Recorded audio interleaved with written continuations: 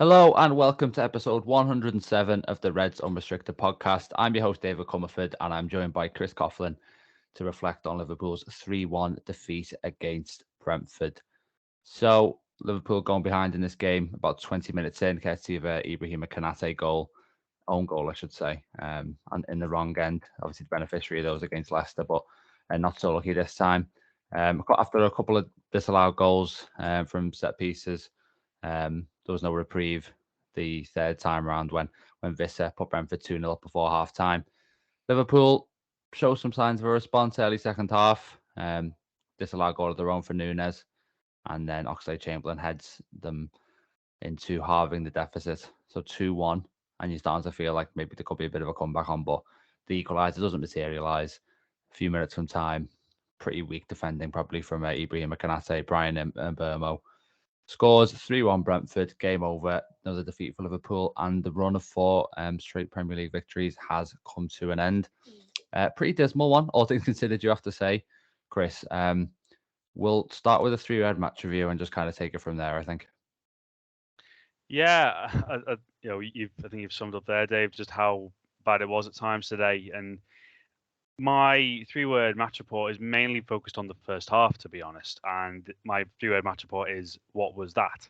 Because at parts of that first half, it was totally unrecognisable from everything that we've known about Liverpool under Jurgen Klopp. I know we've seen it maybe at times this season. I'm thinking Manchester United away. I'm thinking the Napoli game in Naples in the Champions League. They were two really bad performances.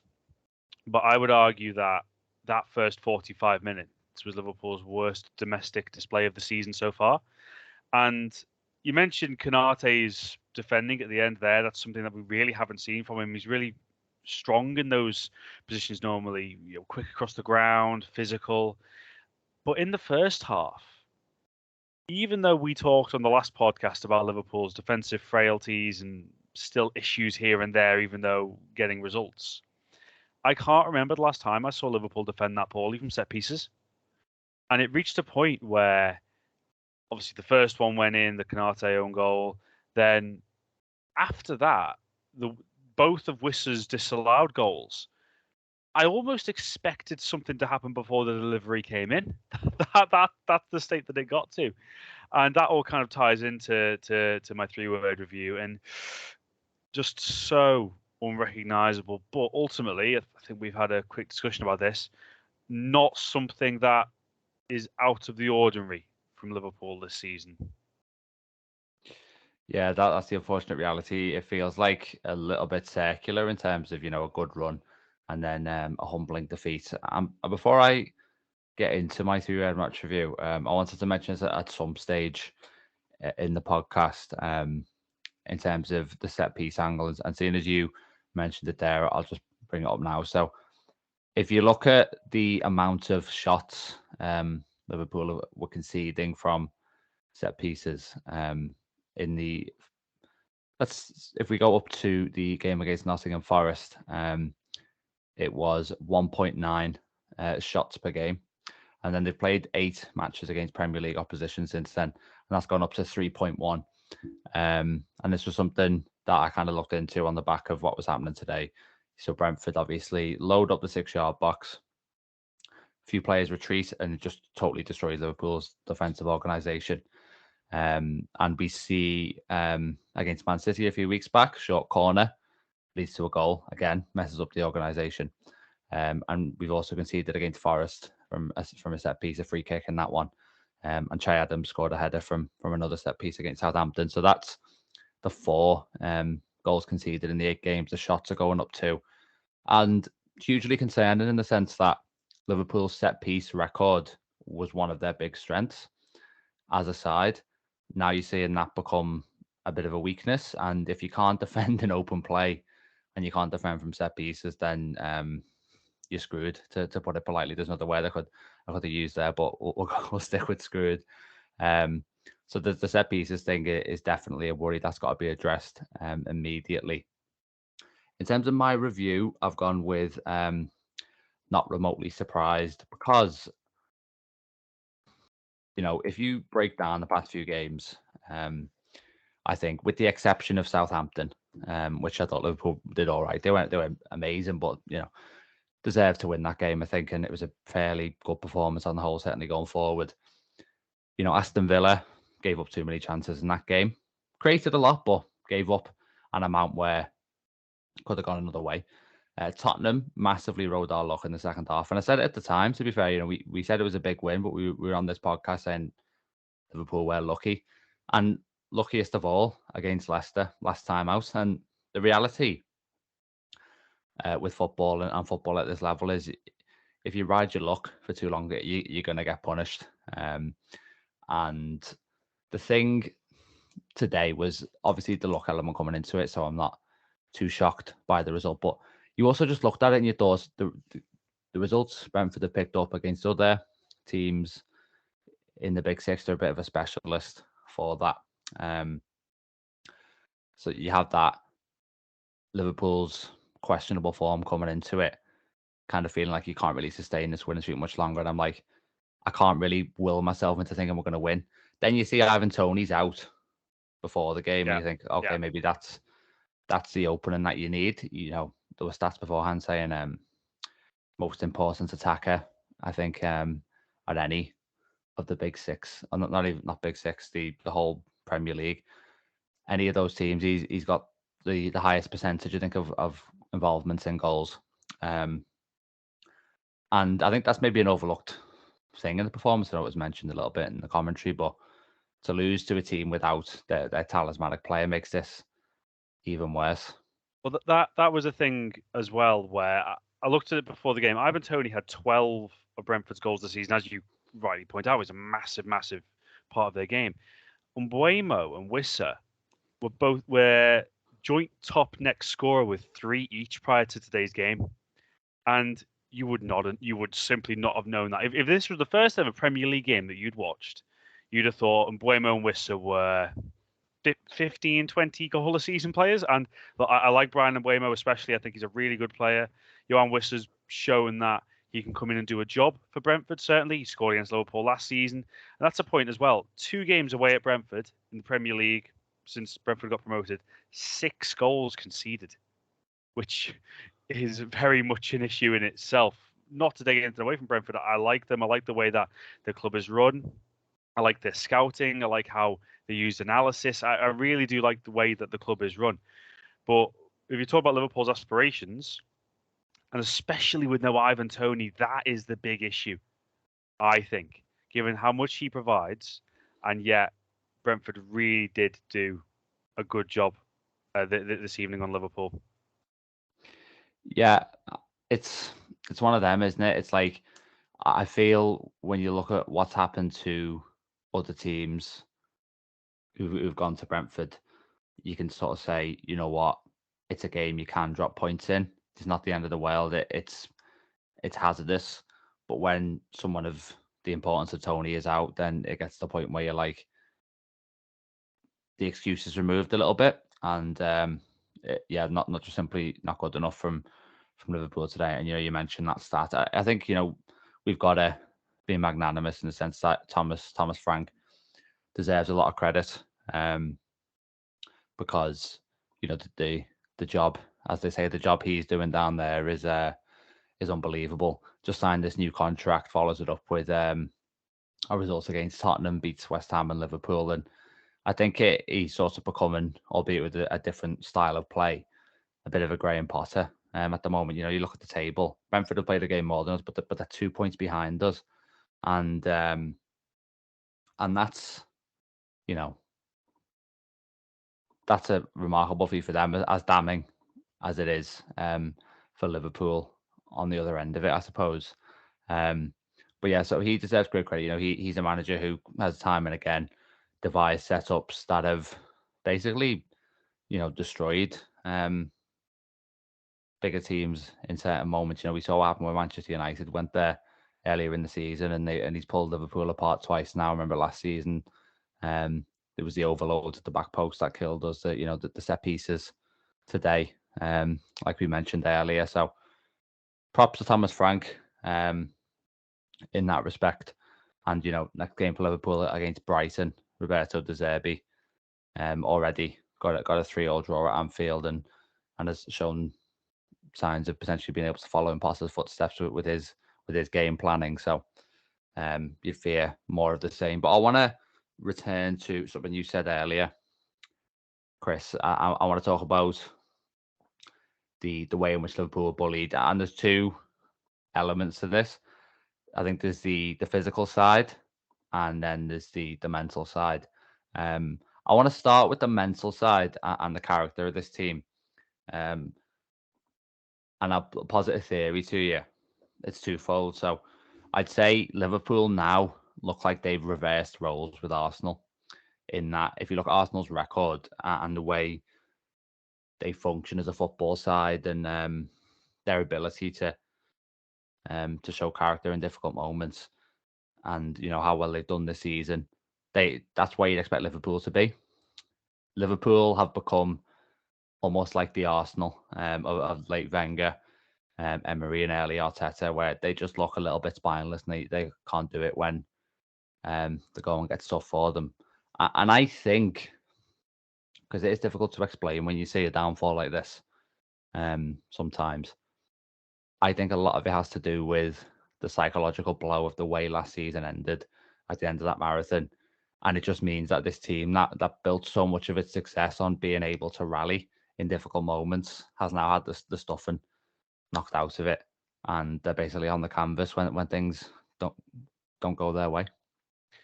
You're right. And if there's one game not involving Liverpool, I was actually going to point out when you were describing Brentford there, the first game of last season, of the whole season, was Brentford against Arsenal. It was Brentford's first top flight game for 74 years, and you wouldn't have known it. Again, it was the first ever game of football you watched. You wouldn't have known it was Brentford's first top flight game for generations. And the second goal in that game was a long throw. Ivan Toney doing what he does best, putting himself among defenders, and it fell at the back post. And that was, I remember Jamie Carragher that night, and he was saying just, that's so Arsenal. That was his analysis that night, just saying about how poor Arsenal were. You almost expected it from Arsenal. Watching it, we all knew what was going to happen from Arsenal defence. The way they've improved has been absolutely remarkable. They've been brilliant. It was the first time for a while. I'm not saying Liverpool have been great defensively this season, because they really have not been. But it was the first time in those kind of scenarios where I saw more desire from attacking players. I saw more hunger from attacking players. You look at Johan Wissa's header, which ultimately was the one that counted. It's a good ball into the box, not a great ball. It's a good ball. And he's attacking it at the back post while Liverpool players are standing and staring and waiting for the ball while he's going to go and attack it. And it raises an issue going forward as well, because I know we'll have to wait and see on Van Dijk. There was a slight hamstring concern at halftime, which is why he got substituted. Hopefully it's not too bad. But did Konate maybe look a little bit ring rusty? I don't know. But other players that have come back from the World Cup have done pretty well, haven't they? There's a lot of concern. And I think my biggest concern of the team defensively, and it does kind of count along with the bullying as well, the amount of times, I'm sure you've noticed it as well, Dave, the amount of times that I've probably lost count of how long it's taken Liverpool to pass and pass and pass outside of the penalty area before even creating a crumb of a chance, before they lose possession, and 3 passes later, a counter-attack's on the edge of Liverpool's penalty area. And I just think it's becoming a worryingly reoccurring theme when everybody can see that Liverpool's midfield is a problem. And I've said several times that there isn't a competent or good enough backup to Fabinho. I do maintain that is one of Liverpool's biggest issues. I saw Chloe say on Twitter, Chloe Bloxham, of course, saying that it's difficult to point out what Liverpool's biggest problem is when there's about 10 at once at the moment. And I've seen people saying as well, I'm not just going to point fingers at defenders here, because that would be wrong of me to do so. I thought everything that Salah was against Aston Villa, he wasn't tonight. I thought he went missing tonight. There were big problems further up the pitch as well. And you're right, all over the pitch, I thought Liverpool were outthought, and outfought tonight. And those are two of the very basics that you need in the Premier League in any game of football at any level. Yeah, I think, like you say, we probably won't get too much into the individual aspects of performance. You know, there's a certain point when a defeat is bad enough that you just start to think we should maybe look at the collective, and I think that's the right thing to do here. And it's also worth saying, we discussed before we came on air, that we're not really going to start talking too much about transfers in this episode. You know, we've made it pretty clear on the podcast that we know that investment is needed and that it's one of the potential solutions, albeit not the only one. So we won't really get into that today. I want to talk more about the actual season, I suppose, and the implications and where Liverpool are at in that sense competitively. And yeah, just, you know, the moment I think back to, I think that captures today really is that third goal. And I'm watching it and I'm thinking, I think there was a moment earlier in the game and Kanate ends up in a race, and I think it might be Mpermo as well. And I'm like, the crowd will get up, and I'm completely relaxed because I know that he's up against Kanate, and Kanate is rapid, he's strong, and he's not going to allow himself to get beat in that situation, and he deals with it. The second time, exact same thought process, very different result, because he just goes to ground, and I'm watching the replay, like there's got to be a tangle of legs, and Klopp's adamant after the match that it was a foul, but it just simply wasn't a foul. It was just weak, and it was just so easy. And you were watching it, and you were thinking, I think there was a spell, and the three halftime subs, and starting to think, you know, as Klopp pulled off a bit of a masterclass here with making that many changes and the, you know, the actual personnel decisions he made, but it only really lasted 10, 15 minutes or so, I think. When you were really sort of confident that Liverpool might be able to mount a comeback, and then you start to think, you know, they could get us on the counter, or at least that's what I was thinking, and sure enough, that's what happened, and it was incredibly easy and very uncharacteristic of Konate, I think, to sort of fold in that fashion. If we look at the grand scheme of things, then this is now the fourth game since the World Cup. We've seen Liverpool win 2 and lose 2. One of those was against Man City with a weakened side, so you can kind of look past that. Villa, decent performance, problems in there still. Like I said earlier, Leicester, poor performance, lucky victory. Today, dreadful performance on the whole, and dreadful results. We had this multiple week break that we were banking on. We had the training camp in Dubai. And is it fair to say, Chris, that there hasn't been a noticeable improvement? I think that is fair. I mean, even if you take those friendlies into account, Liverpool's last clean sheet in any competition was against Derby County. And Liverpool's last clean sheet against a side that wasn't from League One was against Napoli in a dead rubber. So if you're talking about a real competitive fixture in which something was properly lying on it, you're looking back to the away game at Ajax. In terms of the Premier League, you're looking at the back-to-back clean sheets against West Ham and Manchester City, which looked like, I know there was a penalty save in there against Jared Bowen in the West Ham game, but you were thinking that was kind of the maybe the foundation for a good defensive run. But we're not just talking about the goals conceded here, we're talking about the chances and the number of them, which is really quite alarming, isn't it? Because I think I'm the same as you, where say the Dewberry Hall's goal, if we're going back to the Leicester game, I can't remember the last time I saw a Premier League goal scored that easily. Not just against Liverpool, against a Premier League team in the Premier League at the highest level of football, to collect a ball 40 yards out, run in a straight line through the heart of the defence and finish. It just kind of summed up everything that was wrong. And I maintain, I know I said about the set pieces, but I can't remember the last time I saw Liverpool struggle so much from crosses in a game. I know stuff's been talked about, the far post, and I'm not going to.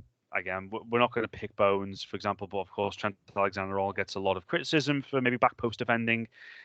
You could label a little bit at him for Wissa's goal purely because of just how free Wissa was at the back post this evening, and that has to be said. But there hasn't been a game that you've almost thought a clean sheet was coming as well. Because against Aston Villa, yes, Liverpool rode their chances, but you always thought Villa were in the game. Leicester, it was gone before the game had even started, pretty much. And after, let's not just forget, before Konaté's own goal, Mbeumo was through on goal, and Alisson had to pull out a very good save. So I would say, yes, I don't think there has been a terrible improvement.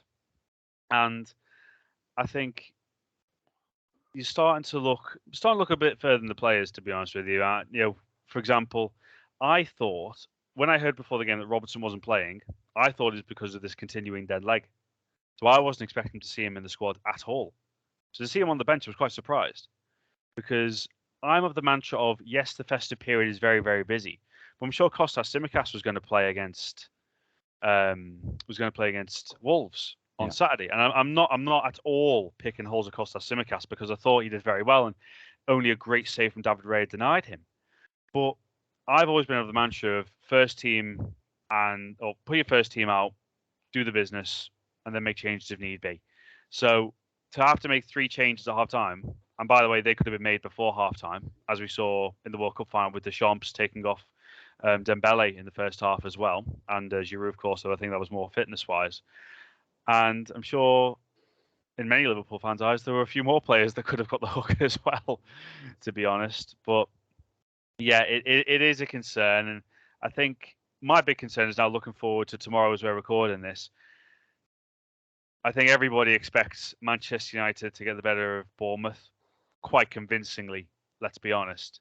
And then I know Liverpool have already pulled back somewhat of a gap on Tottenham, but then to pull back 7-point gap on a Man United team that I think are looking increasingly impressive is quite a big ask, even with 21 games to go, if it feels that way.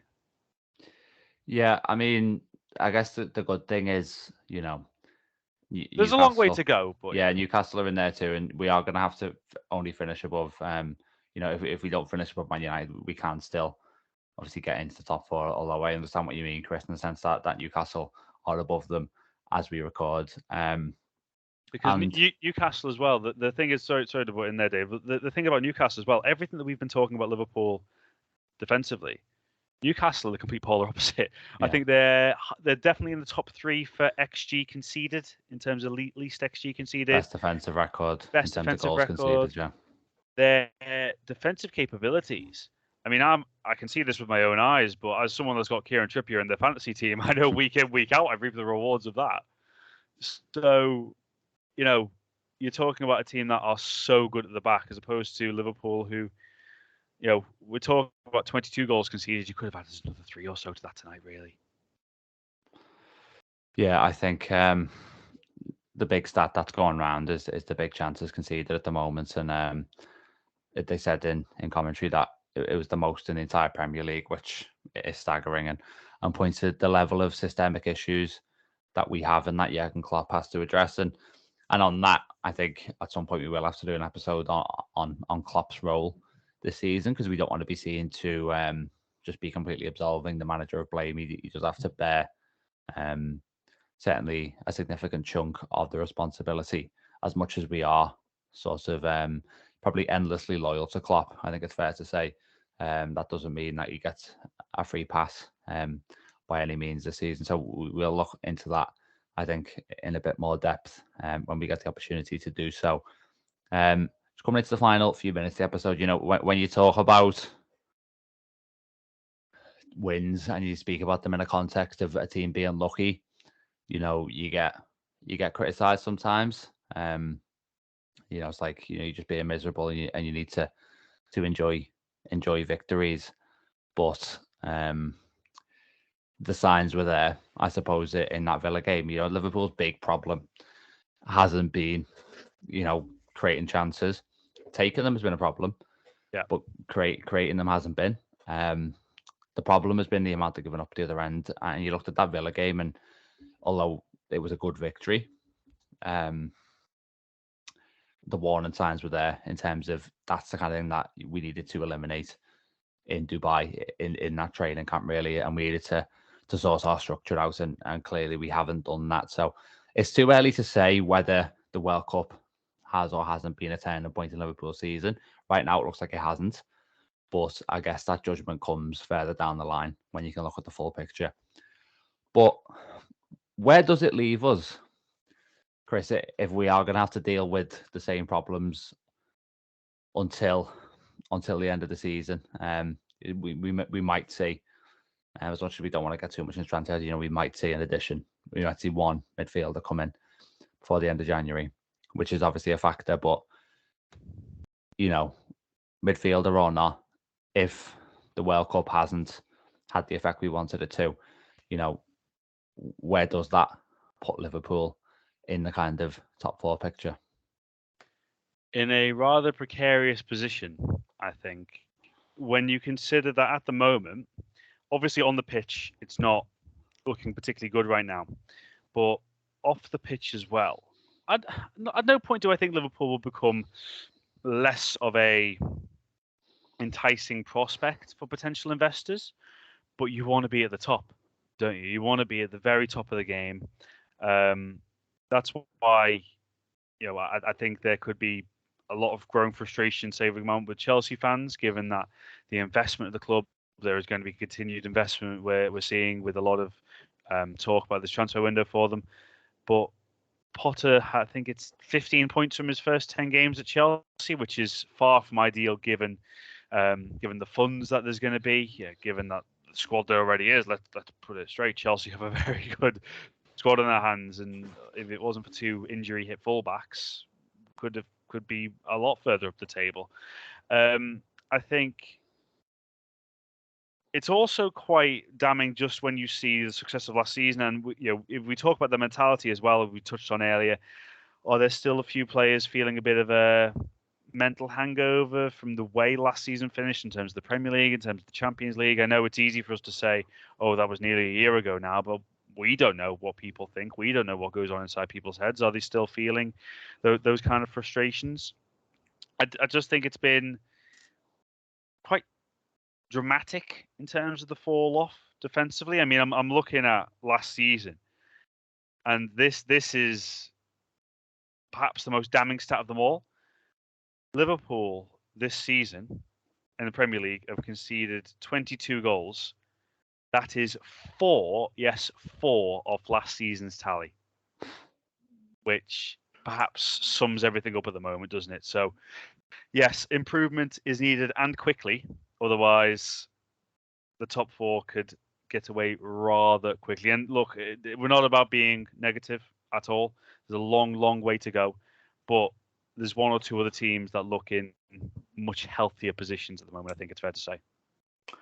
Yeah, and another stat to follow on from that I saw on Twitter is that Alisson has already equalled, or if he hasn't equalled, is on the verge of his tally for saves from the whole 2019-20 season when obviously Liverpool won the Premier League. So and highest for goal prevention? Yeah, he is, yeah. It's very similar to David De Gea last season, I think. So you remember how dysfunctional Man United were last season. That kind of says it all. And I don't think that we should make this particular result out as a disaster, because Liverpool had won 4 in a row coming into it. You look at their actual form over the past 14 games either side of the World Cup. I think it's 10 victories from those 14 in all competitions. If they can kind of sustain the way they've been picking up points in that spell, I think they'll still be all right for top 4. And it may be the new year now. But given that the season stopped for, 6 weeks because of the World Cup, we are less than halfway through the season still. There's a long, long way to go, like you said, Chris. So the actual result itself, it clearly dents our top 4 chances. But it's not um, it's not critical, the situation. The problem isn't the actual hard and fast results in the table. The problem is how Liverpool are playing, in my opinion. And the last thing I want to ask you, Chris, is like, just generally speaking, how hard is it to adjust as a Liverpool fan to watching a team that is in sixth place in the Premier League and looks like a team that should be in sixth, and generally just has the look of a dysfunctional and just dodgy football team? I think that it's an interesting question to answer, just because look, I follow football at all levels, and of course there's a lot of clubs, say Derby County, Portsmouth, Bolton. There's a lot of fans that have had to go through a lot worse than this at the moment. But what I will say is, I'm sure you're the same, Dave. I'm a competitive person, so at no point in my life, whether it's a board game, whether it's Monopoly at Christmas, I don't like losing, and losing isn't a nice feeling. So from that respect, it doesn't feel great when, especially when you've got a lot of ground to make up and not looking like doing so. So I'd say that's the adjustment, I think, and because especially because I was talking about this the other day in terms of, say, the two league campaigns, the 97 points, the 92 points, and not claiming titles from both of them. That is also pretty tough to take as well in terms of longer term, when you just think about what success this side could have had. I heard Jamie Carragher talk about it today, that he thinks this is a Klopp team moving towards the end of its tenure, which again is an adjustment to take when you think about some amazing players that Liverpool Football Club have had that are going to be moving on in the not too distant future. It seems like, in terms of the next group coming through and what the group's going to look like, but it's also not easy to take when you talk about adjustment period that doesn't come with success. But that might just be the case. And when you have just lost a game, it can be very difficult to see the positives around. So in terms of the adjustment, I totally get what you mean. I think it's more a case of being ready to back the team to fight. And that is what I want to see from Liverpool now. I want to see that fight. I want to see that determination in midfield. Because I mentioned that Brentford were the bigger fighters today. They wanted it more. And that's something that should be at the very basis of a Jurgen Klopp team. And that's what, if we're going back to basics, that is one thing this Liverpool team needs to refine, that fire and desire to really fight and scrap and get results in games like this. Yeah, I mentioned earlier actually that I wanted to look at the way in which Liverpool were bullied in two different ways, the mental and the physical. I don't think we actually got on to physical in the end, but one of the things I wrote about Need a whole today. other podcast for this. Yeah, we would, but just to touch on it quickly, I wrote an article today. Carragher was talking about Liverpool needing to replace Wijnaldum not only as a defender but as an athlete. Defender, obviously, in the sense that he helps the team, stabilize from midfield, or that's what he did when he was at Liverpool. But yeah, replacing him as an athlete too, in terms of there aren't enough players, certainly in the middle of the park, who have the combination of kind of the energy, the strength, and the speed. And the reality, like you say, Chris, in terms of the identity of the side, is that's quite crucial. And one of the big reasons why failure to replace Wijnaldum has been problematic in an area that's I think been overlooked. But yeah, we won't get fully into that. I just think really, because his availability was his availability was the most underrated quality as well, wasn't it? Yeah, honestly, he was averaging something in the article as well. He was averaging sort of 3,700 minutes per season, which is absolutely insane. So I think Thiago would faint if he saw that. As much as I love him, but yeah, I think that'll about wrap us up for this episode. You feel as if, had last season gone differently, had we managed to win one of those two trophies, then this season would be a lot easier to take. As it is, we didn't, and I suppose we're feeling the effects of that now, and those two things can't be separated. So we've just got to hope that we can salvage something from it, and hope when maybe a couple of players get back, if we can do something in the market, then hopefully we'll be able to at least look like a functioning football team again. But thanks very much for jumping on, Chris. I know the post defeat ones can be a little bit hard to motivate yourself for, but yeah, we'll be back at the end of this week for a sort of post-Wolves episode. Hopefully Liverpool give us some kind of good FA Cup vibes there, potential debut for Cody Gakpo as well. So nice positive note on which to end on. In the meantime, please like the podcast, give it a 5-star review, follow, all the good stuff if you enjoyed it. And yeah, until the weekend, take care.